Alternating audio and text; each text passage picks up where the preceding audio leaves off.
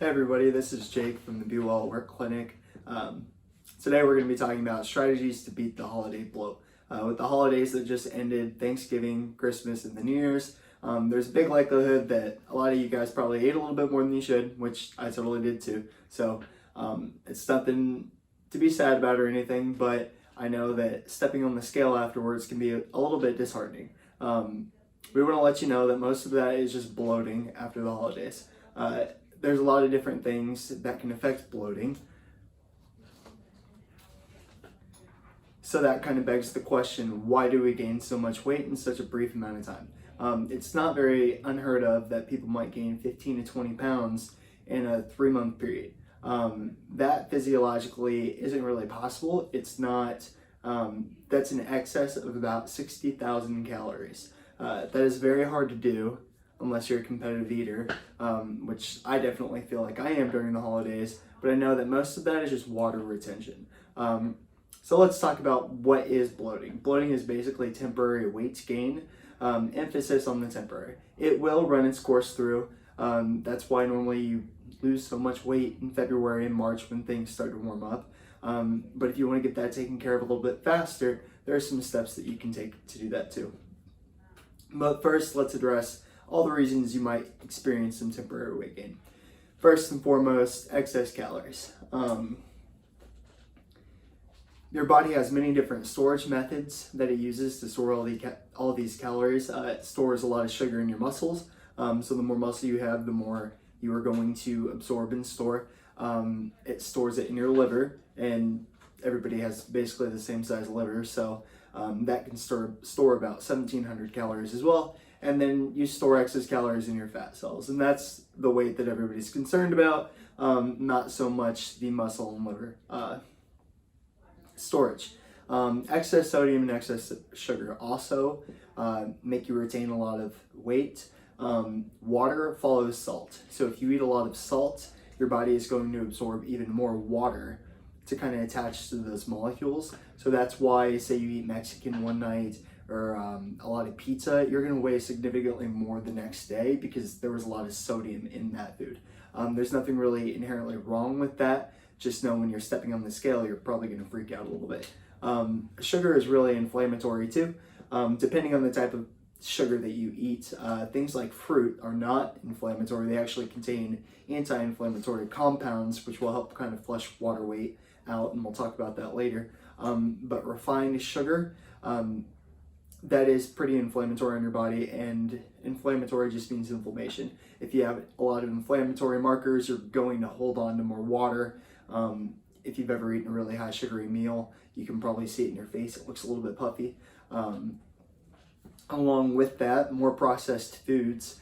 Processed foods, if it has more than 5 or 6 ingredients in it, then you know that it's probably heavily processed. Our bodies do not like that kind of food very much, so we generally retain even more water and inflammation from that too.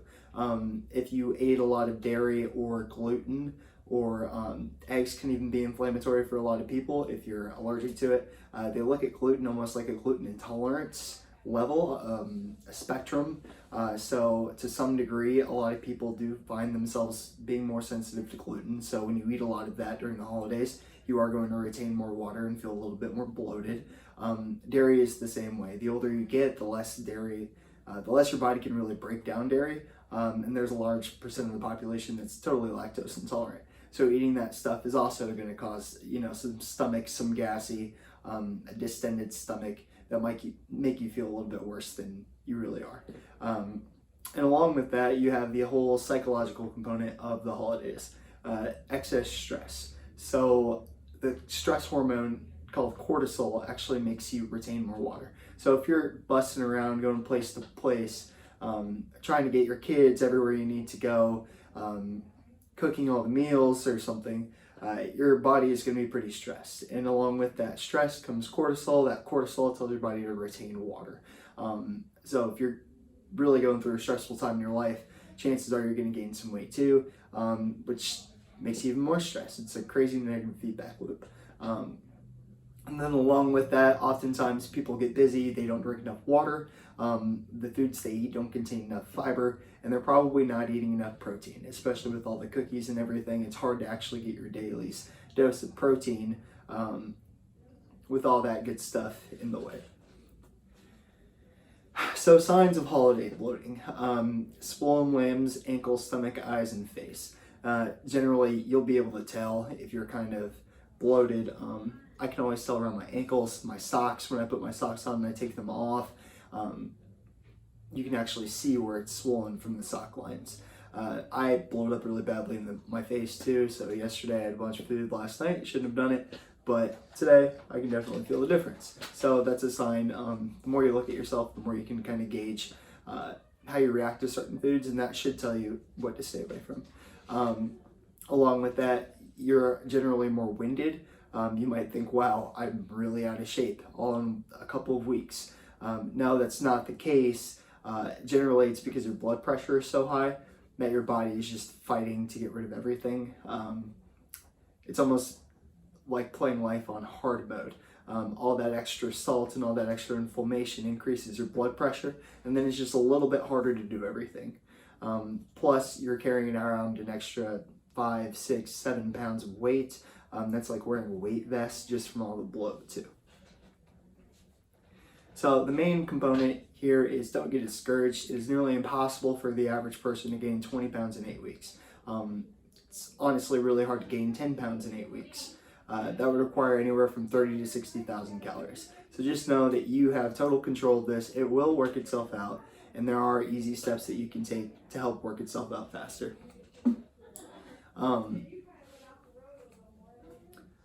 So basically we're going to talk about 6 easy things that you can do. Not only are they going to help stop and get rid of any excess water and bloating, they're also really good rules to live by for the upcoming year. I know everybody has weight loss goals generally and more fitness-based goals. So even if you adopt these for 4 to 6 weeks to help flush everything out, if you keep going with this, all of these things are also going to help you continue to lose weight throughout the year, almost like a cheat sheet. So first off, we're going to address sodium. You can go ahead and Google DASH diet if you want, but that's normally what they tell people with high blood pressure they should eat in a DASH diet. Basically, that means eating high potassium foods and staying below 2,300 milligrams of sodium per day. What has a lot of potassium in it? Bananas, avocados, spinach, broccoli. Turkey is very high in potassium. Chicken, for meat, lean proteins is high in potassium. Eating more of those whole foods that aren't processed, you're going to be able to flush water weight out a lot quicker.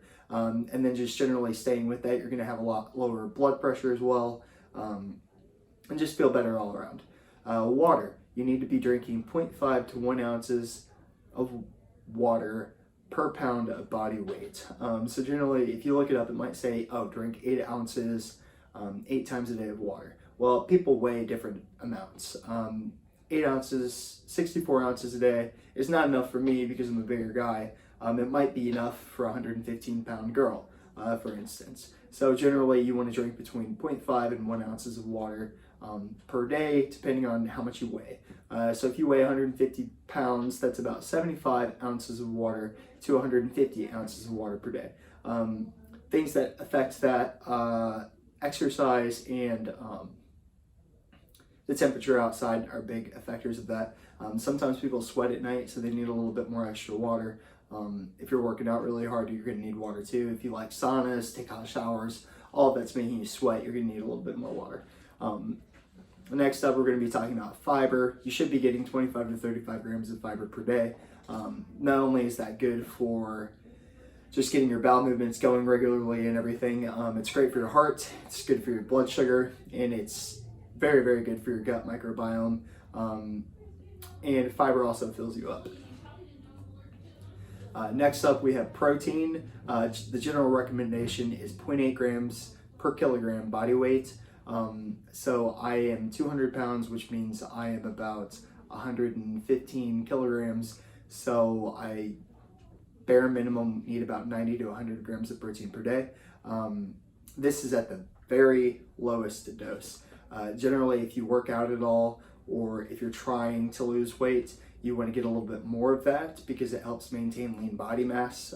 That's part of the reason people yo-yo diet. They don't get enough protein, so when they lose all this weight, they wind up losing half fat, half muscle. You want to keep as much muscle as you can because that's what kind of drives your metabolism. So keeping that on a calorie deficit is going to help maintain your metabolism on your weight loss diet. That way, if you ever go off your diet or go back to your old way of living, at least you have your high metabolism to protect you. So in that case, generally between 1 to 1.5 grams per kilogram body weight. So that would put me anywhere from 150 to 170 grams of protein for my body. This again protects lean body mass. Protein actually has the highest thermogenic rate, thermogenic effect of food, which means if you eat more of it, it actually takes more for your body to digest it. So less of the calories count too. So people find that it's very satiating. You get full really fast when you add protein in your meals. So for example, stir fry is a great meal. You can put chicken in there, you can put your peppers, you can put all the vegetables you want. And when you get done eating with it, you know you got all your vitamins, you know you got your protein, and you're very full, and it probably was only 400, 500 calories. Next up, we're going to be talking about whole foods. Whole foods contain anti-inflammatory components called phytochemicals and antioxidants. That kind of helps beat out all the inflammatory foods that you ate over the past few months. Any of that damage that caused, that kind of helps repair it. Along with whole foods, they're also very satiating. It's very hard to overeat on sweet potatoes. It's very hard to overeat on spinach, carrots, turkey, chicken. It's hard to overeat those things. Even an avocado, that sends signals to your brain telling you, hey, you're full very fast. Your body's craving those whole foods, and a lot of times when we eat too much processed food or we're craving processed food all the time, we're really craving whole food. It's just processed food never hits that quota of things that we need. So we just continue to eat Pop-Tarts because we're never getting all of the vitamins we need from it. So we can down those really easily, but we can't down as much whole foods as we want. Next up, we're going to talk about exercise. Two main forms of exercise: cardiovascular training and resistance training. The American Heart Association recommends 150 minutes of moderate exercise per week. Moderate exercise means you should be able to talk, but it's kind of winded while you're doing it. So if you're taking a brisk walk and somebody calls you on the phone, you should be able to hold a conversation, but it's getting a little bit hard. Like, I've been talking for 12 minutes now, and it's starting to get a little hard for me. So this is like my moderate intensity exercise. Not really, just kidding. So that's the bare minimum. You want 75 minutes of vigorous exercise. Vigorous exercise means you really can't talk while you're doing it. You might be able to, yeah, sure, like a little few one-syllable words in between, but for the most part, you're not going to be able to do very much. That's the bare minimum just for weight maintenance. If you want to lose weight, they recommend 150 minutes of vigorous exercise, so about twice as much as before, or 300 minutes of moderate exercise per week. Moderate exercise can be anything from walking the dogs to walking on the treadmill, from walking or riding on a stationary bike at a low intensity just while you're watching Netflix or something. Vigorous is more of your like elliptical treadmill, running outside kind of activity. Along with that, resistance training is equally as important for your body and your metabolism. You want to basically hit every muscle group twice per week. There are many ways to do that. If you're new to exercise, doing 2 full body exercise routines a week is probably enough to do it. If you've been working out for a while, you can probably do 2 push days and 2 pull days, basically pushing weight away from you and then pulling weight towards you. Those work 2 different things. It's kind of an easy way to go about it. You're going to burn a lot more calories that way. Stick to full body movements like squats, hip hinges, bench presses, or rows. Those work the most amount of muscles and burn the most amount of calories. So you wouldn't want to go in and just do core or just do biceps or just do triceps, for instance, because those muscles aren't very big. They don't burn a lot of calories. But say you do a row, well, now you're working your entire back, you're working your biceps, you're working your forearm. Your core is helping stabilize you while you're doing that. If you're doing a squat, you're working every single muscle in your legs. You're working your abs. You're also carrying all that weight on your back. So that's going to burn a lot more calories. So it really helps to take the time to learn how to do those the right way, because then when you go in, I might burn 400 or 500 calories just in one 40-minute workout. I would have burnt the same amount doing cardio, but I'm also building muscle and getting stronger with my resistance training. So it's good to do a little bit of both. So on our last page, if nothing else, here are the key takeaways. As far as water is concerned, get 0.5 to 1 ounces per pound of body weight. Protein, shoot for 1 to 1.5 grams per kilogram body weight. Just take your body weight divided by 2.2, and that gives you how many kilograms you weigh, and then just multiply that by 1 to 1.5 to get a range for your protein per day. Fiber, you want anywhere from 20 to 35 grams per day. That's anytime you eat something sugary, you should try and pair it with something with fiber or protein, because that does slow the insulin response. Insulin is kind of the storage chemical, so it's going to tell you, if you have a high influx of the insulin, it's going to tell you to store it as something instead of burning it. So if you pair it with protein or fiber, that slows the intake down. So then you're less likely to store it. You're just going to wind up using it before it can ever get to storage. Exercise, like I just said, 150 to 300 minutes of moderate exercise per week is a great milestone to hit. Resistance train each major muscle part twice per week. This is where a personal trainer can come in great and handy. Our wellness staff too, we have exercise coaching. We can go through different things for you guys to do. Per week, we have a great wellness center that you all have the access to too. It's very easy to do, so if you need help started, feel free to contact us as well. Sodium, try to stay below 2,300 milligrams of sodium per day, and make sure you look up those DASH diet foods. That's going to be your legumes, that's going to be bananas, that's going to be sweet potatoes, spinach, broccoli, lean turkey, lean chicken, everything that's high in potassium, very low in sodium. That's going to do the most for flushing that water weight out very quickly. And last but not least, don't be so hard on yourself. Everybody likes to have fun on the holidays. You're with your family. You don't want to cut that time out. Just know that these are easy steps that you can take to kind of get back on track very quickly. Use your mirror as progress. Don't look at the scale all the time. That will just drive you nuts. You'll know when everything's starting to work together, because your brain's going to feel a lot better. Moving around is going to get a lot easier, and you're just overall going to be a lot happier. So thank you for listening to this presentation. I hope you guys come in contact with us if you need anything. We're always here to help. So thanks.